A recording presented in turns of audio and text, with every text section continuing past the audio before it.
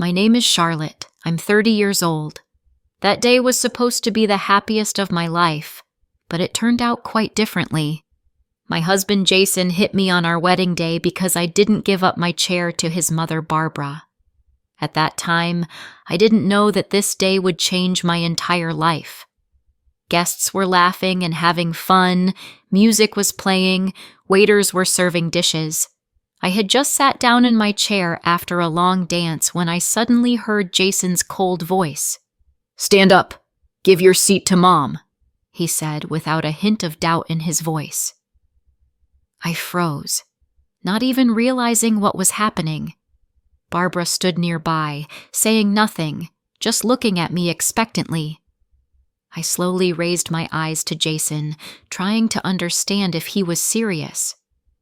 But he didn't wait for my answer. His palm crashed into my face with such force that I almost fell off the chair. The entire hall froze for a second. Shock hung in the air like a heavy cloud. And then, someone's nervous laughter rang out. Someone clapped. Someone looked away. My face was burning from the slap, but even more from humiliation. I looked at Jason and couldn't believe what had happened. Is this the same person who vowed to love and protect me forever? The same person who had put a ring on my finger just a few hours ago?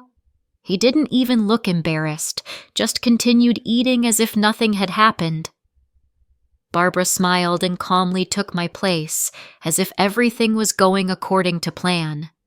I remained standing among the guests, feeling small and helpless. One thought was spinning in my head. If he did this today, what would happen next? I wanted to say something, but the words got stuck in my throat. And then something happened that no one expected. One of the guests suddenly rose from his seat. It was a family friend, Michael, a tall man with a piercing gaze. He came up to me, put his hand on my shoulder, and quietly asked, "Are you okay?" I couldn't answer, just nodded, although everything inside was screaming, "No!" Jason cast a quick, displeased glance at us, but said nothing. Barbara continued to eat calmly as if nothing was happening. Music started playing in the hall again. People tried to return to the festivities, but the tension didn't dissipate. I felt gazes on me, curious, condemning, sympathetic. Michael carefully led me to another chair, away from Jason and Barbara. "Sit down," he said softly. I sat next to him, looking at my hands clenched into fists. I wanted to wake up and realize that this was just a terrible dream. But this was reality. My reality right on my wedding day. Jason finally got up and approached me. His face was gloomy and cold. "Why are you making a scene?" he hissed, leaning closer. I didn't answer, just looked into his eyes. There wasn't a drop of regret in them. Only irritation. Michael intervened, his voice calm but firm. "Don't you dare raise your voice at her." Jason straightened up, looked at him, then at me. His fingers clenched into fists, but he didn't strike again. Barbara continued eating as if nothing was happening. The guests started whispering again. Someone discreetly took out their phone, filming what was happening. I felt something breaking inside me, and at the same time, a new, strange sensation was born. For the first time all evening, I wanted to stand up and leave right now, to abandon everything without looking back. But before I could take even a step, something even more unexpected happened. Barbara abruptly put her glass on the table, stood up, and looked at me coldly. "Are you still here?" Her voice sounded calm, but there was a hidden threat in it. I looked at her, at Jason, at the guests who had quieted down in anticipation. Something inside me snapped. The fear disappeared. The confusion disappeared. Only a strange clarity remained. I stood up, straightened my back, looked directly at Barbara. "Yes, I'm here, and I'm not going anywhere," I said evenly. Jason frowned. Surprise flashed in his eyes. Barbara narrowed her eyes. Her fingers nervously gripped the edge of the tablecloth. "You're disgracing my family," she hissed quietly, but so that I heard every word. I felt my breath catch in my chest. "Family?" I repeated, smiling bitterly. I looked at Jason, who stood next to her, silent, firm, confident that he was right. I looked at the guests. Many averted their gaze. Some looked embarrassed, but no one intervened. Michael quietly rose from his seat, came closer, but didn't say anything. He was just nearby, and that was enough. I breathed deeper and heard my voice. It was firm and unexpectedly calm. "This is not my family," I whispered and turned to leave. But Jason grabbed my wrist. His grip was strong. His fingers dug into my skin. "You can't just leave," he said threateningly quietly. The guests held their breath. The waiters froze. I felt a storm rising in my chest, but this time it wasn't fear. It was something else. Hot. Bright. Alive. I looked at his hand, at my hand, then back at him, and slowly but firmly said, "Let me go." But he only tightened his fingers. And then something happened that no one expected. Someone's hand sharply grabbed Jason's shoulder and yanked him back. He lost his balance, let go of me, and staggering, took a step back. A gasp of surprise rang out in the hall. Someone cried out. I turned and saw that it was Michael. His face remained calm, but anger flashed in his eyes. "Don't touch her," he said firmly. Jason straightened up, his face distorted with anger. "Don't interfere in our affairs," he said through clenched teeth. But Michael only stepped forward, blocking his path to me. "You've already made one mistake. Don't make a second one." At that moment, I saw for the first time that something like doubt flashed in Jason's eyes. But it lasted only a second. Then he became the same again. Harsh. Cold. Barbara jumped up from her seat, her lips pressed into a thin line. "How dare you raise your hand against my son?" she shouted. Michael turned to her, his gaze heavy and merciless. "And how dare he raise his hand against his wife?" His voice sounded loud and clear. The hall froze again. Everyone was waiting to see what would happen next. Barbara turned pale but quickly regained her composure. "It's none of your business." Her voice trembled with fury. But then there was another movement next to me. I saw several guests stand up from their seats. They looked at me, then at Jason. Their faces were serious. I suddenly realized that I wasn't alone. All this time I had felt small, lonely, helpless. But that wasn't true. People saw. They understood. They were silent, but now they no longer wanted to be silent. Someone said, "She needs to leave here." Someone else nodded. "I'll help her." Jason stepped towards me again, his eyes flashing with anger, but now he wasn't so confident. I felt someone gently take my hand. "You're safe," a voice whispered next to me. And then I realized that this moment would change everything forever. I looked at the people around, at their faces full of anxiety and determination. It felt like the whole world was swaying under my feet, but the hand holding mine was warm and firm. "You're not leaving," Jason hissed, but his voice no longer sounded as confident as before. Michael stood between us again. His figure seemed tall and unwavering.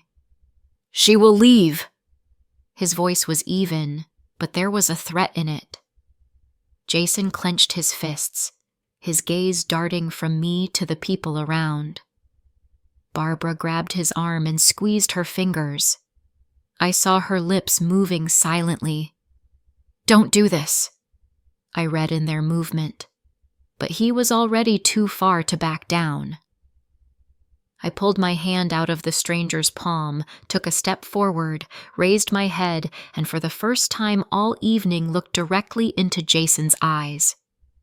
"No more," I said quietly but distinctly. He froze. "Never again," I repeated. My voice was calm, but a hurricane was raging inside. I saw a shadow of doubt run across his face, and suddenly something broke in him. He stepped back, then again. His breathing became heavy, his lips pressed into a narrow line. "I didn't expect this." His voice sounded so quiet that it was barely audible. I nodded and turned to leave, but before I took even one step, something even stranger happened. The doors of the hall burst open with a loud thud. A tall man in a dark suit entered the room. His face was serious and impenetrable. Two more followed him. Their gazes immediately stopped on Jason. I froze, not understanding what was happening. It became quiet again around, tension hung in the air. Someone from the guests quickly whispered, "Who is this? Who called them?" Jason also froze. His fingers twitched, but he didn't say a word.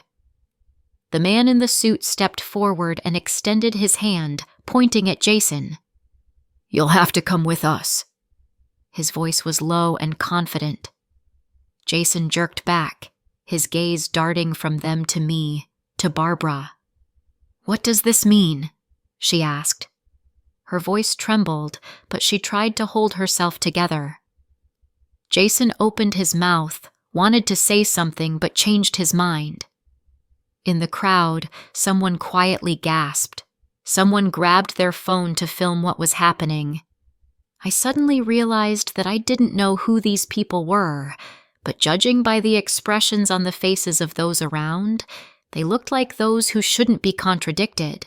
Michael, who had been standing next to me all this time, put his hand on my shoulder. "You're free now," he said quietly.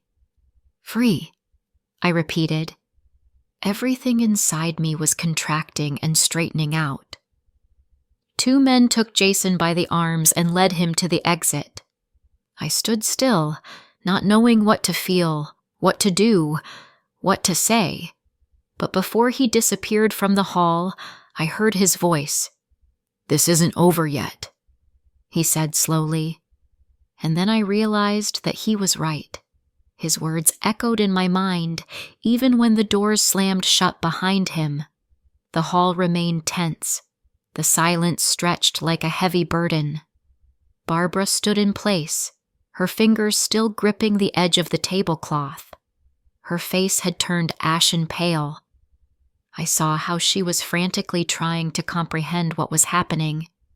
Her lips were moving, but there were no sounds. Guests were looking at each other, some quietly whispering. Michael carefully pulled me towards the exit. "Let's go," he said softly. I nodded, feeling my legs barely holding me. But before we could move, Barbara suddenly raised her head sharply. Her eyes flashed with anger. Her fingers were trembling, and she forcefully hit the table. "You've ruined everything," she hissed. I froze, meeting her gaze. "You think you've won?" she continued, stepping closer to me. I looked at her, but there was no fear inside me anymore. She was trembling with anger, her hands clenched into fists. "My son was right. You should have given in. You should have obeyed." I heard not only fury in her voice, but also something like desperation. But why? Why did this chair have such huge importance for her? I suddenly realized that it wasn't about the chair at all. Not about it. It was about power, about submission, about showing one's place in their family. I no longer belonged to this family, and she knew it. But before I could say a word, something unexpected happened. Barbara suddenly grabbed a glass from the table and threw it on the floor with all her might. The glass shattered into hundreds of pieces. A ringing crash echoed through the hall. Guests gasped, someone cried out, someone fearfully moved back. I remained standing in place, feeling my heart pounding wildly in my chest. "You've destroyed my family!" she screamed. Her voice trembled with anger. Her eyes were darting around, her hands clenching and unclenching. She looked as if she was about to pounce on me, but I didn't look away. I wasn't afraid anymore. "You were never my family," I said evenly. Her face contorted with fury. She took a step towards me, but suddenly someone grabbed her by the shoulders. It was the guests. 2 men stopped her before she could come closer. "Let me go!" she gasped. Her body was trembling, but her voice no longer sounded as confident as before. They didn't let her go, held her firmly but carefully so as not to harm her. Michael leaned towards me. His voice was almost a whisper, but firm. "It's time to leave." I nodded, taking a step back. But at that moment, Barbara spoke again. Her voice became low and ominous. "You think this is the end? But you're wrong." I felt a cold shiver run down my skin, but I didn't let myself flinch. I just turned and walked towards the exit. Behind me, I could hear whispers, indignant voices, the sound of glass crunching under someone's steps. The world around seemed hazy, but with each step I felt my breathing becoming more even. I did it. I got out of this hell. But for some reason, deep down inside, I couldn't shake the feeling that it really wasn't over yet. I left the hall. The cool night air hit my face. I breathed deeper, but strangely, the tension didn't disappear. The guests remained inside, but I could feel their gazes even through the walls. Michael walked beside me, silently, not asking questions. We stopped at the doors. I looked at the dark sky above. The stars were twinkling, but their light seemed distant and cold. "What now?" he asked quietly. I didn't know what to answer. Everything happened so quickly, and now emptiness had set in. All my life I had imagined my wedding differently.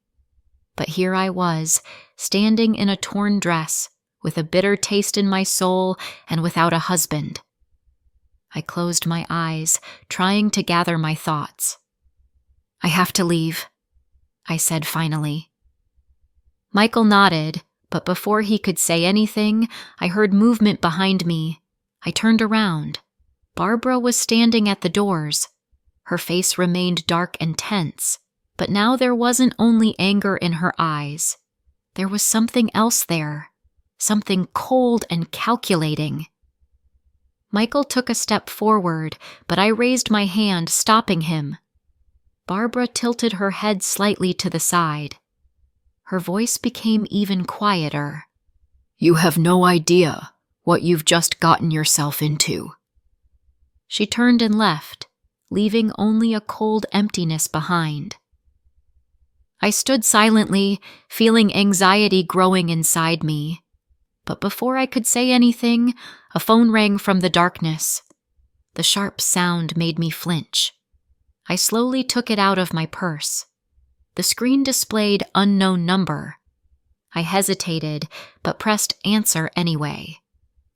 For several seconds, only breathing could be heard on the other end of the line, and then a voice that I didn't expect to hear at all came through. A muffled, low voice cut through the silence. "You've made a big mistake." I froze, clutching the phone. My fingers turned white, but I didn't remove it from my ear. "Who is this?" I asked, although somewhere deep down I already knew the answer. Silence reigned on the other end, but the breathing could still be heard, even cold. Then the voice sounded again, slowly, clearly. "You think you've left, but you've just opened another door." A chill ran down my spine. I stepped back. My back hit Michael's solid shoulder. He immediately noticed that something was wrong with me, tensed up. "Who is it?" he asked quietly, but I couldn't answer. I heard the voice in the receiver again, but now it was even quieter, almost a whisper. "Soon you'll understand what I mean." The connection was cut off. Short beeps filled the night silence. I slowly lowered my hand. My heart was beating in my chest like a drum. Michael gently touched my shoulder. His voice became firm. "What's happening?" I raised my gaze to him. He looked concerned, but not scared. I knew I should tell him, but the words got stuck in my throat. Everything was too strange, too unexpected. But before I could explain what had happened, we heard the sound of approaching footsteps. I turned and saw a dark figure approaching us from the shadows. The steps were slow and confident. Each strike of shoes on the ground echoed in the night. Michael straightened up, his body tensed. He covered me with himself. The figure stopped just a few steps away from us. I squinted, trying to make out the face, but in the darkness it remained unclear. Then the person spoke, and this voice made me go cold. I froze. The air became thick and heavy. I looked at the shadow in front of me, my heart wildly pounding in my chest. Michael slowly moved forward, but I touched his arm, stopping him.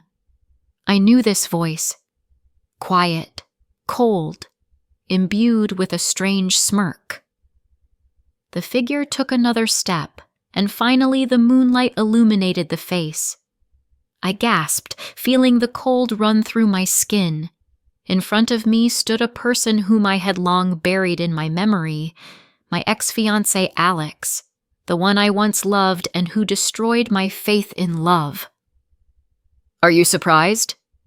His lips touched a smirk, but in his eyes there was only harshness. "How are you here?" My voice was hoarse. I barely swallowed the lump that had risen to my throat. He slowly looked me up and down. Something dark flashed in his gaze. "I warned you." He tilted his head slightly to the side, studying my reaction. "You chose the wrong path." At that moment, everything fell into place. I remembered Barbara, her cold, calculating gaze, her threats. I remembered the voice on the phone, the breathing interrupting the silence. Everything was connected. My ex-fiancé, Jason, their family. I had fallen into a trap whose existence I didn't even suspect. But I wasn't the girl who used to succumb to someone else's power anymore. I took a deep breath, straightened up, stepped forward. "You dare not scare me," I said firmly. I saw his smile falter, but he quickly regained his composure. "We'll see," he replied.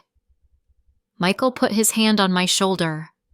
I felt his support, his determination.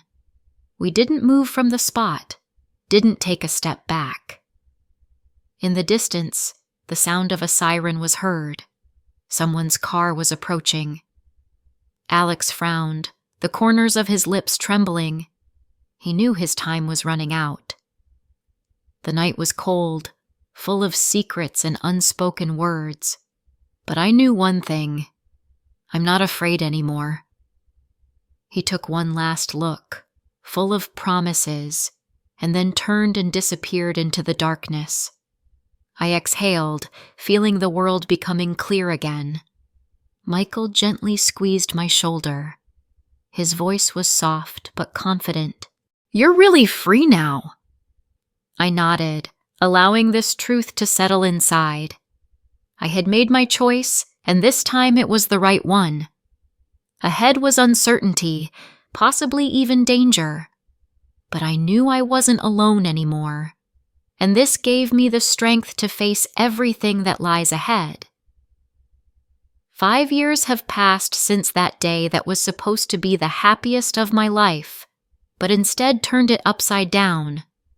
I often remember that evening, the sound of broken glass, Barbara's cold eyes, Alex's threatening whisper on the phone.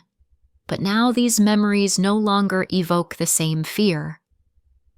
After that night, I really left.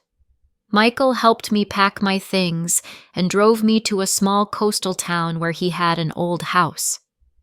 For the first few weeks, I was just recovering, trying to comprehend what had happened. Michael was nearby, not pushing, just supporting with his presence. Gradually, I started a new life. I got a job at the local library, made new friends. Sometimes at night I was still haunted by nightmares, but with each day they became less frequent. Jason tried to contact me several times, but I didn't answer. The divorce went quickly and without unnecessary problems.